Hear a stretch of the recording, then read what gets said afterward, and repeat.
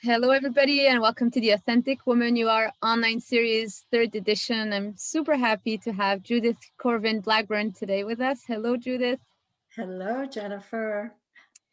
Nice to have you. So, Judith, I will introduce you and read your bio, and we start the interview just after that. Okay.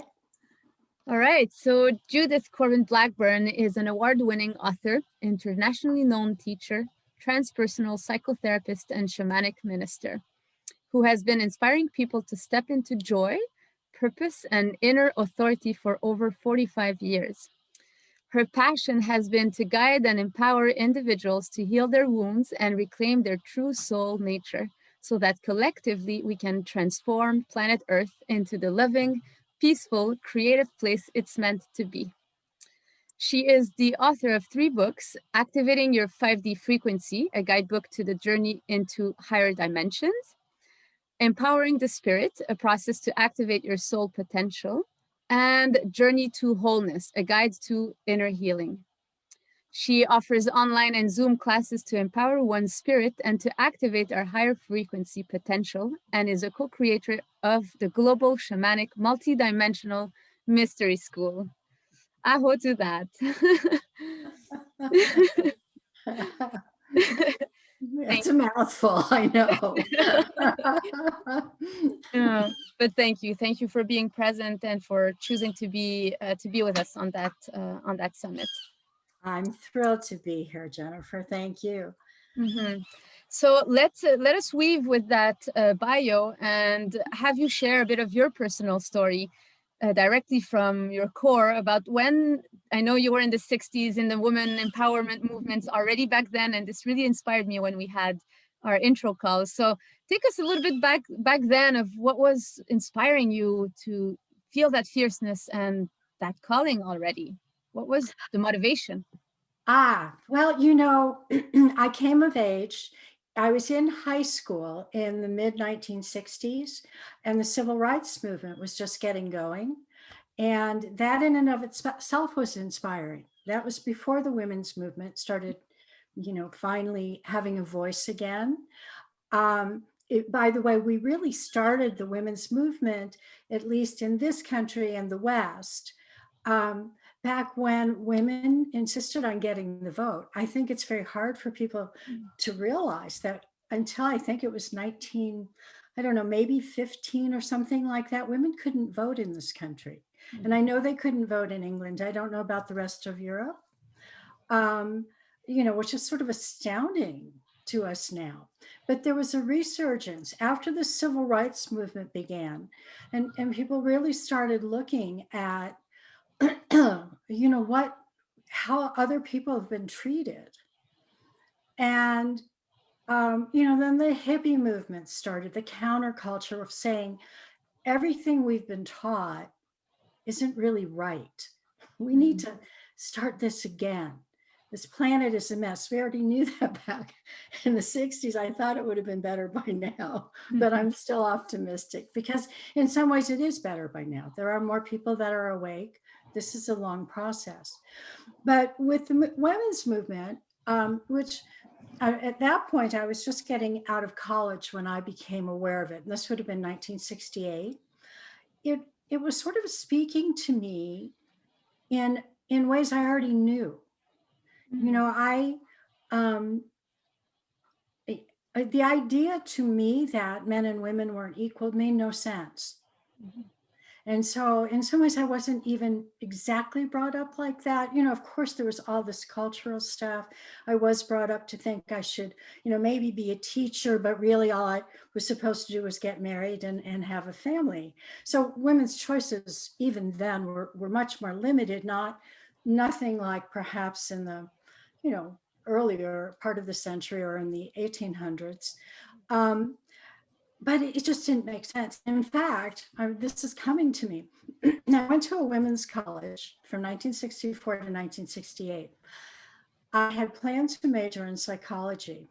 And I did for, the first year, it's kind of, you take a bunch of different kinds of classes. Second year, I began to get into psychology. And it was a very small school and only 4 teachers, all men, in the psychology department. The head of the psychology department was offered, because this was Skidmore College at the time, it's co-ed now, but it wasn't back then. They were building a new campus. And the head of the psychology department was offered an experimental lab and said no, because they're just here to get married. When I heard that, I was so angry that I changed my major to English, which actually was a very good fit and prepared me even better to be a therapist. But that was the kind of consciousness we were dealing with. And again, you know, we all have these soul inklings. Yes. And so at that point in my life, I was just able to pay attention and go, this is wrong. And I wasn't even interested in experimental psychology, but the fact he was putting limitations, I knew was wrong. Something in you So was saying this, huh? It was an inner knowing. yes, exactly.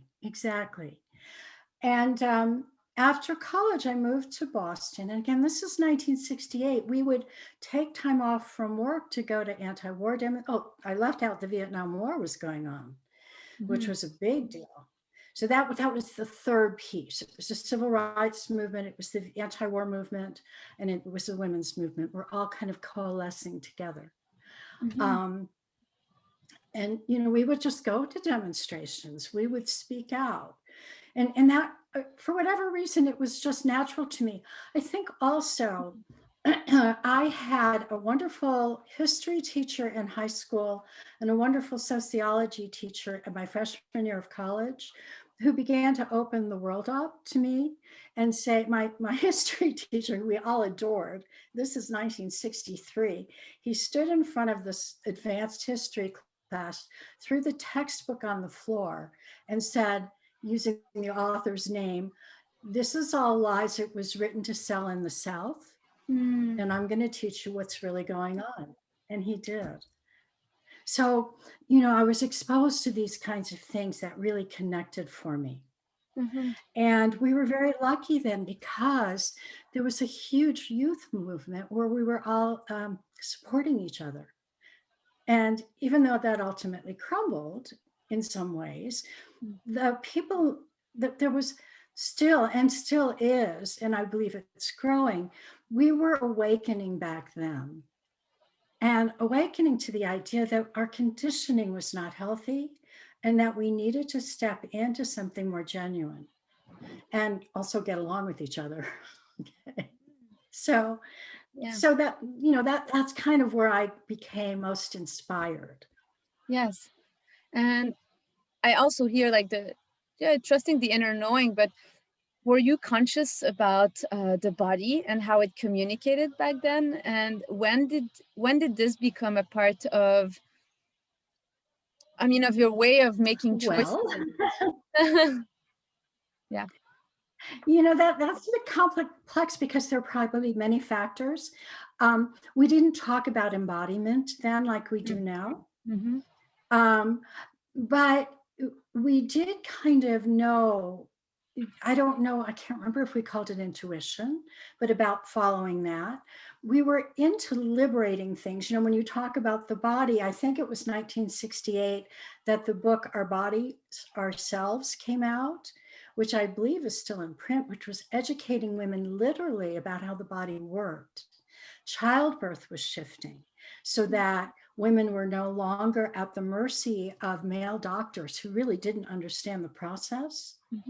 But we were reclaiming, you know, Lamaze was the beginning, but we were reclaiming how we could birth our children. I actually birthed my 3 children at home. And for me, it was the most empowering experience I've ever had. It was amazing. Yeah. So and back then also like this, yeah.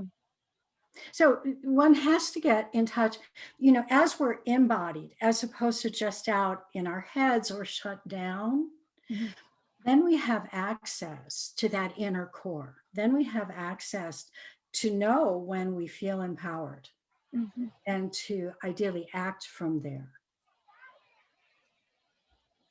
Yes.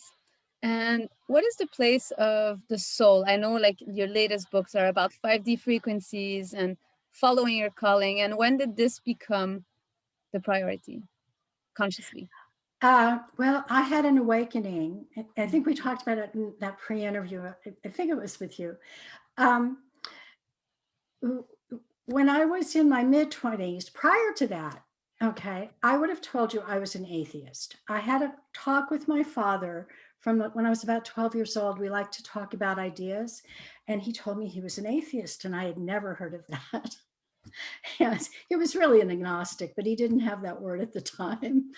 But there was a collective thing going on. Time magazine even had a front cover that said God is dead. And it was the idea that he couldn't believe in some man in the sky. Okay, it wasn't that there was no divine force, but he didn't have a way to language that at the time. So to me, the idea of just some kind of male God that's going to be with us constantly and see everything we do in a narrow way. I mean, I certainly believe there's divine force and but I didn't at those days. I was more into the mind, Yes. rather than the heart. Okay. And um, when I was but I was interested in mystical things. Like I found out about astrology in my early 20s, and I was interested in that.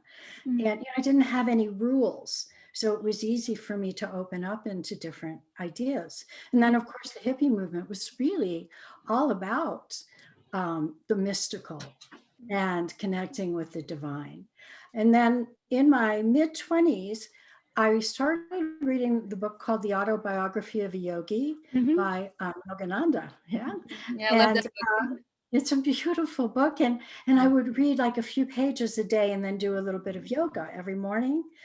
And my whole consciousness opened up to the point that I had an experience of grace. And then it wasn't a matter of believing in God. It was like I knew there was this loving divine force.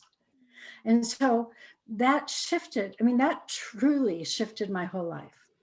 I had already done some therapy, so I was healing some emotional wounds. But when I added the spiritual dimension of understanding my soul and knowing how I could connect with it and the loving energies of the universe, that was it. My life just shifted because I added this important dimension. So from there, it was much easier to follow my intuition. And again, I think the first step, in a sense, was it was okay to break the old rules. Yeah. And that's what the countercultural movement did, and the women's movement, and the civil rights movement. Yeah, breaking the boxes. And in terms of in terms of feeling the power, as the soul comes in, there's empowerment that comes, there's the fire of the soul, and having to deal with our own fierceness as women. Like we speak about unconditional love, it comes in different shapes and forms, and one of the forms that many women have challenges with is really the fierceness, and the one that is like more out there, like this power aspect of things, right? What were your challenges as you stepped into more and more your voice, your true voice, and your power?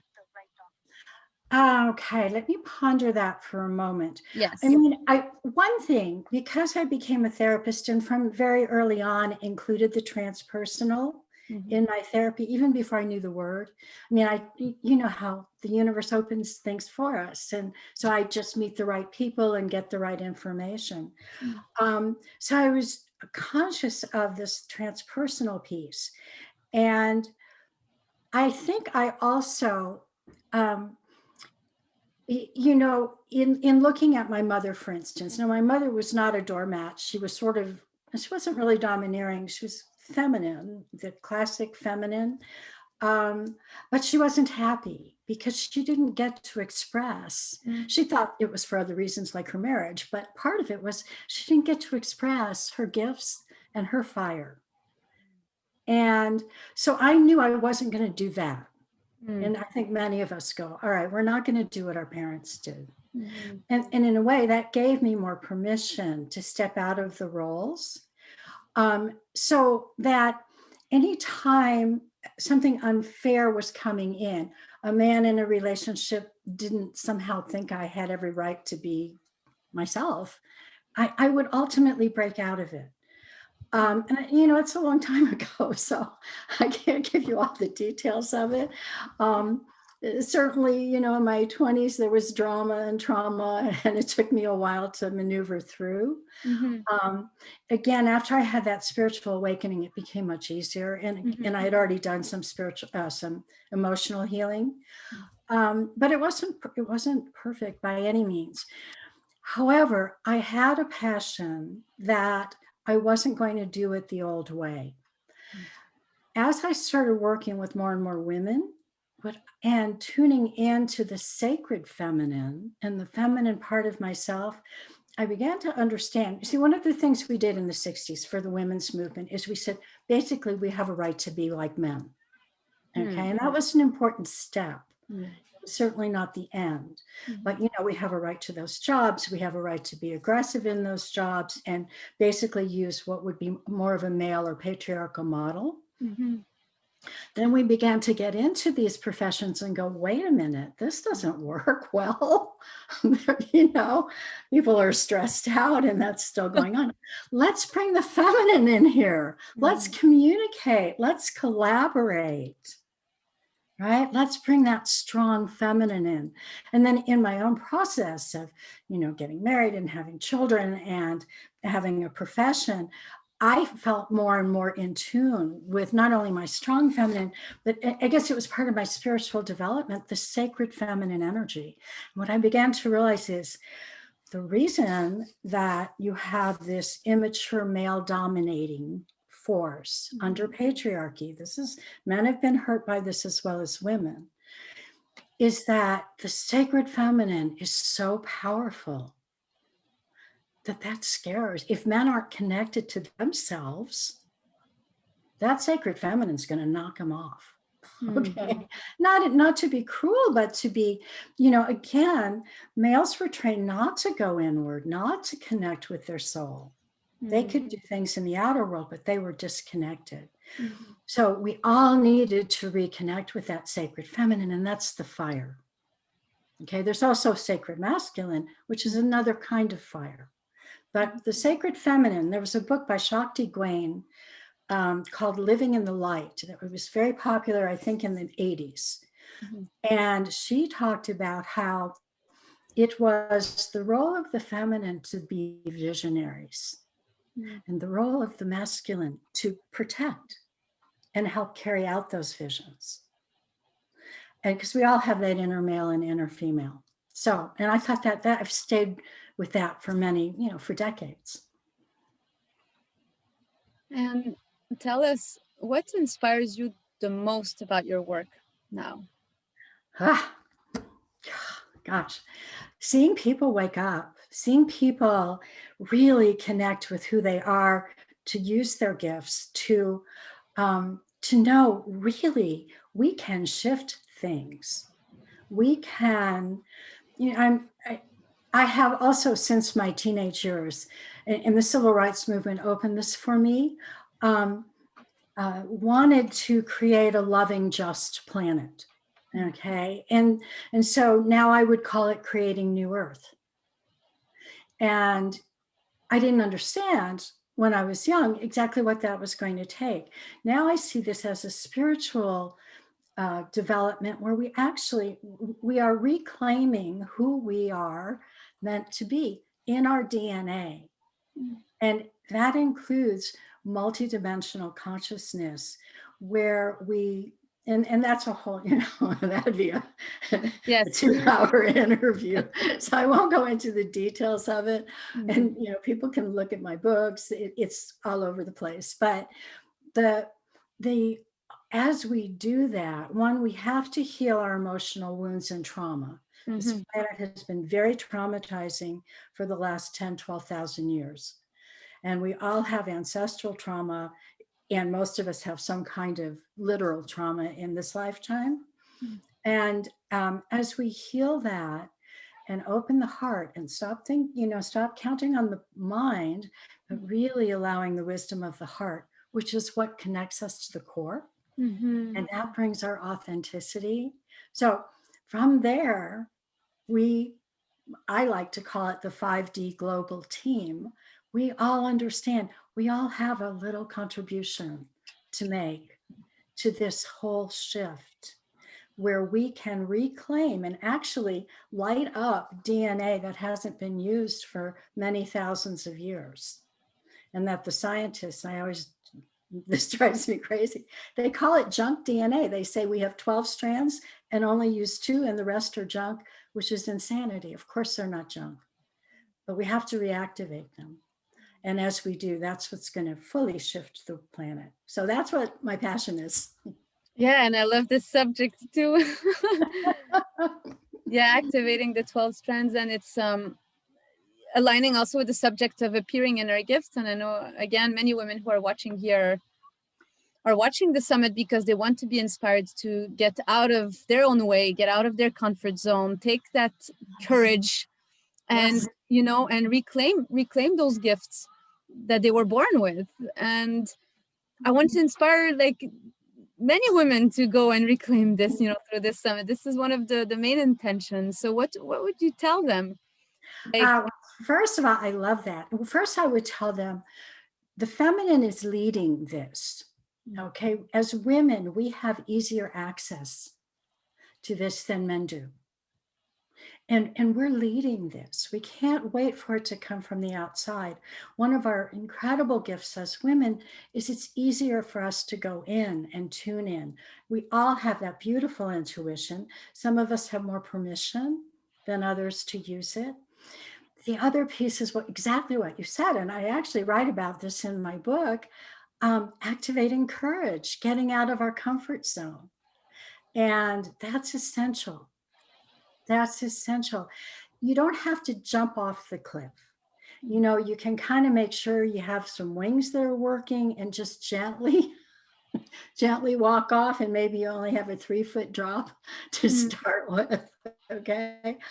Some people have to do it in a dramatic way. That wasn't my journey. So there's nothing wrong with putting in a foundation, which is really important. yes. But then when that fear comes up, you've got to do it anyway. Get support, get therapy, get whatever you need to feel ready, and then do it. It's a gift to the world. It's a gift to the world. Exactly. Yes. That's, and these kinds of summits are, I mean, people can watch for free and just, in the comfort in their, sweatpants and with their hair all a mess. Great. and become inspired and understand each and every human on this planet has gifts and has the option of activating them. But it does take some courage. And it takes community. Again, women are a little better at this, I think, than men are. But one of the things, I used to work in Springfield, Illinois, and I was known as the transpersonal counselor. And Springfield, Illinois has a ton of people that are open spiritually. But I get women coming and going, I just can't find anybody that thinks like I do. Sometimes you just have to leave your old friends a little bit. You still love them. It's a very good point. But you have to be open. And when you're open, your soul connections will come through and that you can support each other.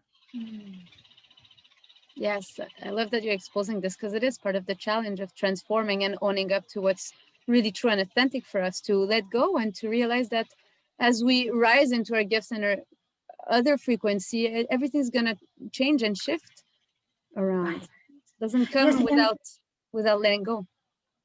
Let me add to this, because I think a lot of people, and certainly women, are afraid to step into this because they imagine they're going to be all alone. But in fact, the opposite happens, as I know you know, right? Because we magnetize who we need.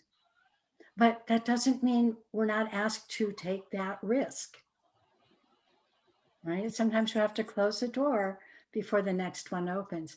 And that's where going into the heart and really tuning in. It's really in the solar plexus chakra. that our sense of self and who we are as individuals gets expressed, which is why emotional healing is so important. And that's where we find that inner power, that empowerment, and that authenticity. And then you keep running it through the heart. Okay. Yes. Thank you. I know you have an interactive experience or a meditation, let's put it like this. We're laughing at the interaction because we're on screen, but yes. Right, that's right. Yes, well, this is about meeting the empowered self and really connecting with that.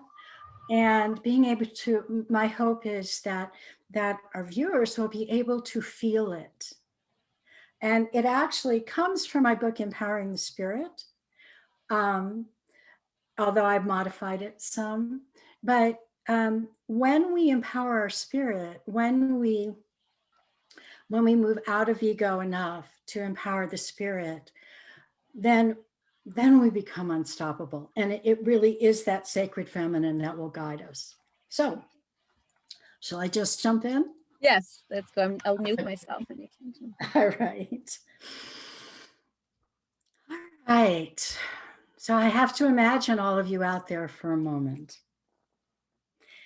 And what I'd like you to do is get comfortable if you're not already, and close your eyes. And just begin to pay attention to your breath. Become aware as you exhale. And as you inhale. And as you release, as you exhale, just for now, let any concerns or distractions, just let that all flow out with the breath.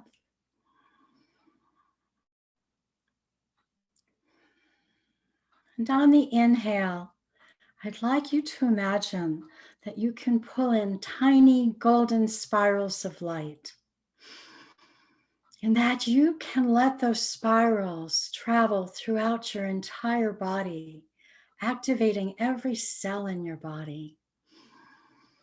Using that breath to let those spirals move and fill you.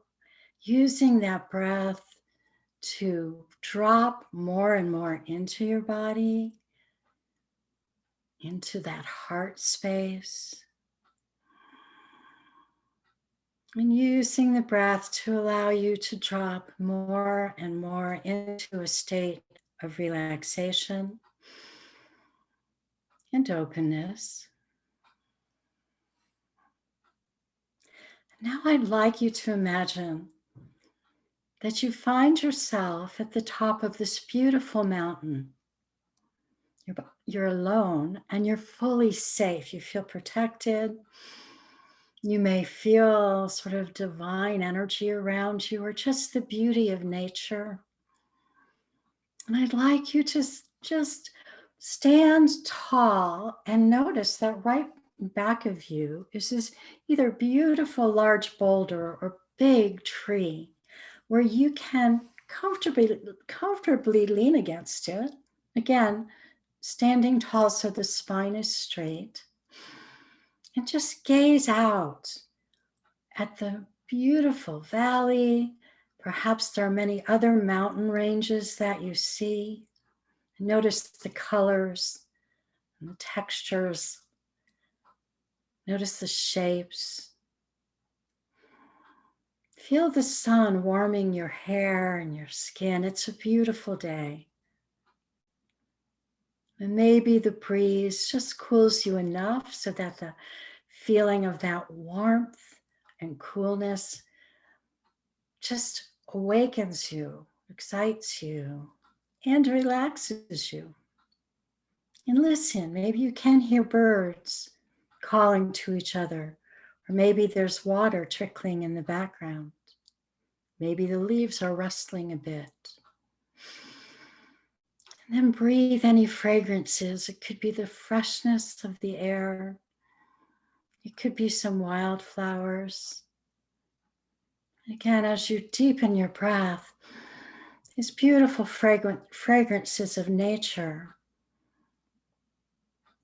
are showing themselves to you. Now, as you become more and more relaxed and more tuned into this beautiful place, I want you to focus on a time that you felt or maybe feel right now, fully in tune with yourself. Maybe it's at the work you do. Maybe it's just momentary. Maybe it's most of the time. But I want you to really pull that feeling in for yourself. It could be dancing or hiking or just leaning against a boulder or a tree and breathing.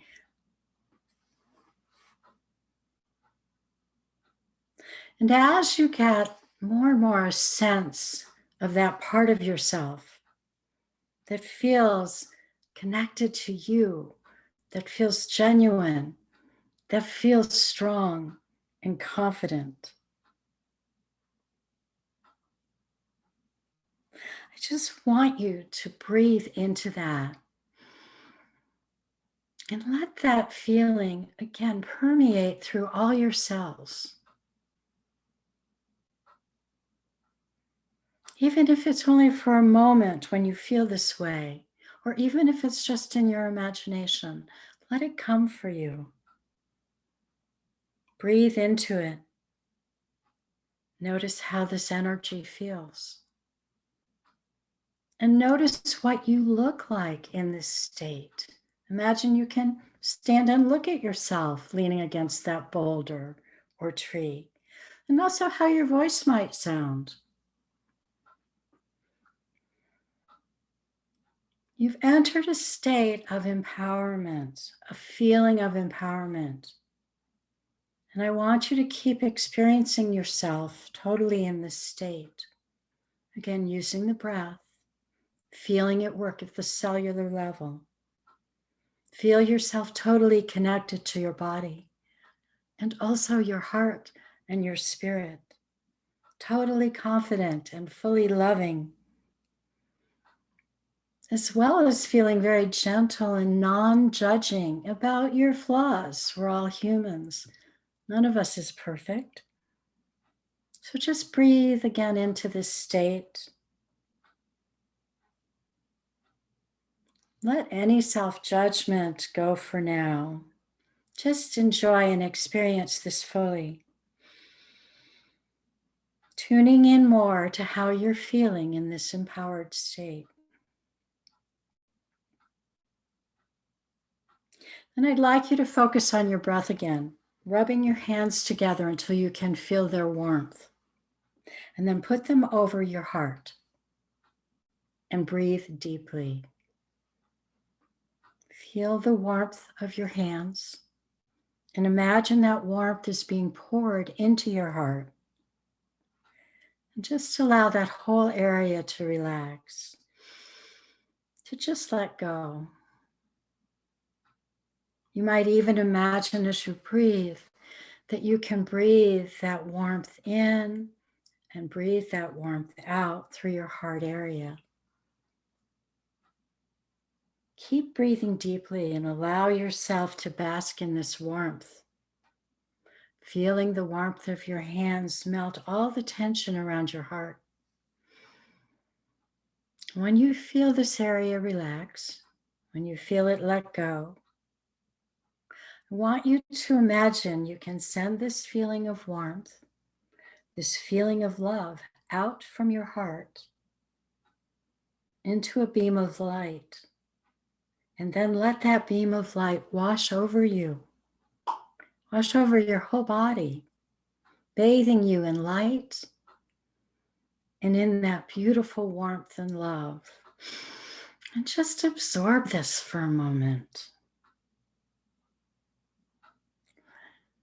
And then imagine you can just beam that love, that light energy, that warmth out to others. Just send that beam of light out to others and notice how they receive you in that state. Again, let yourself get a strong feeling of this. Paying attention to how this feels, both in an open-hearted way, feeling that sense of self, that sense of empowerment. And enjoy it. It's yours.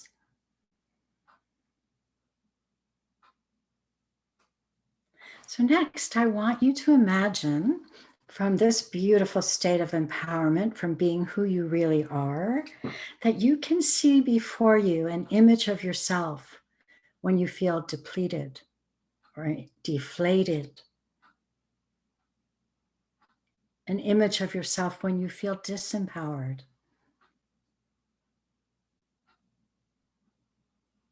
When you feel afraid to be fully yourself. When you worry about what others might think of you. Or when you're trying to please others at your own expense. Just let this part appear and stand in front of you.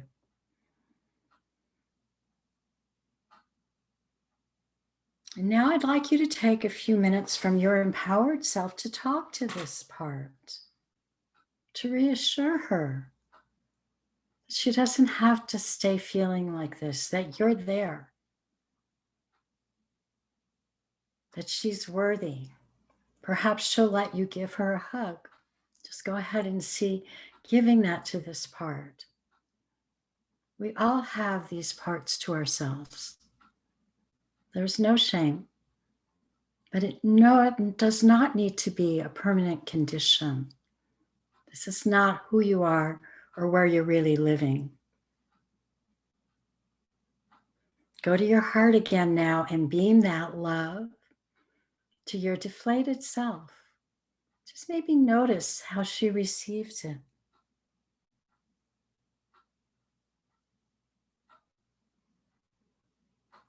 Keep strengthening your sense of empowerment, noticing how it feels this way to stand in the world from your sense of power. Look compassionately at this disempowered self. And then slowly, as you're ready, maybe she comes next to you instead of in front of you. I want you to use your breath. And on the inhale, I want you to draw her inside of you. Pull this disempowered self into you and notice that you're able to contain her. You're able to contain her self-doubt, her fear, without you losing energy. You can keep your sense of empowerment and allow this disempowered part to go within you and contain you, and you can contain her. So she no longer has power, or she has less and less power in your life. Bathe yourself once again in that beam of light holding that love.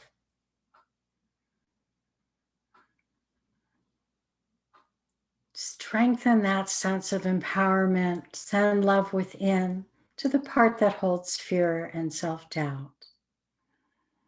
And know you can always come back to this state. This empowered state is yours. And so whenever you feel ready, little by little, bring yourself back down from the mountain. You might want to visit again. Back into your rooms, wiggling your fingers and your toes, feeling yourself more grounded. And if you like, you might want to get a journal and just jot down that feeling.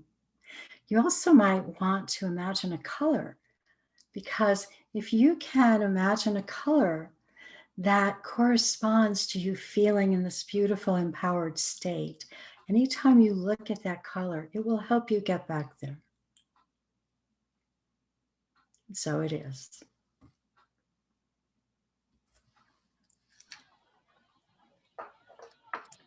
Thank you, Judith. Beautiful. All right, I have no idea. It looks like the timing was right, eh? Yeah, let's bring in the free gift for our audience. Oh, forgot about that. Okay. Yes, yes, yes. Yes, if you'll all get on my website, www.empoweringthespirit.com. Mm. And there should be a pop-up that comes for you to subscribe to my newsletter and my offerings. You will get an email where you can download a meditation of mine called Sacred Contracts, which will really help you tune into what your gifts are, why you're here. If by chance the pop-up doesn't pop up, because we have found there's sometimes glitches, there is also a place to subscribe. So I would love for you to join me in that way. Thank you. Awesome. Awesome. Yeah, the link is going to be put underneath the video and the email. Also, go ahead and grab it. Enjoy the meditation and the gifts that Judith is sharing with us.